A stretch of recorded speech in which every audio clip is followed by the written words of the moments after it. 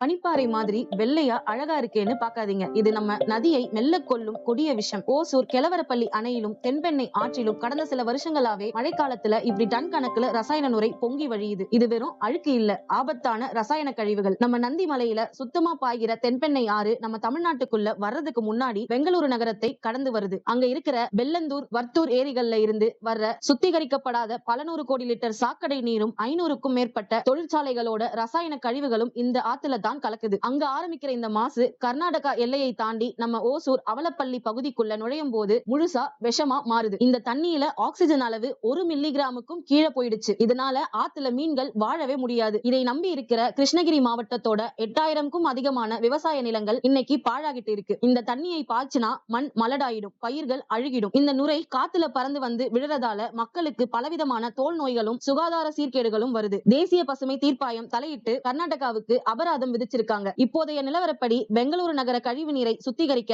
1200 கோடி ரூபாய் செலவுல 10 புதிய சுத்திகரிப்பு நிலையங்களை அமைக்கும் பணிகள் நடந்து வருது. ஆனால் இது முழுசா முடிய இன்னும் காலம் எடுக்கும். இந்த நதி பழையபடி சுத்தமா மாற இன்னும் 2 முதல் 3 மழைக்காலங்கள் தேவைப்படும். தென்பெண்ணை ஆற்றின் கதை இப்படி என்றால் தமிழ்நாட்டின் ஒட்டுமொத்த விவசாயத்தின் உயிர்நாடியாக விளங்கும் காவிரி ஆற்றின் நிலைமை இதைவிட மோசம். அங்கு மாசு ஒரு புறம் என்றால் மறுபுறம் பல தசாப்தங்களாக தொடரும் வாழ்வாதாரம் போராட்டம் அது. எல்லையை தாண்டி வரும் தண்ணீருக்காக தமிழகம் நடத்தும் அந்த பெரும் யுத்தத்தின் பின்னணி என்ன? நமது அடுத்த வீடியோவில் காவிரி நதிநீர் சிக்கலின் ஆணிவேரையும் அதன் தற்பொழுதைய கள நிலவரத்தையும் விரிவாக பார்ப்போம். நன்றி, வணக்கம்.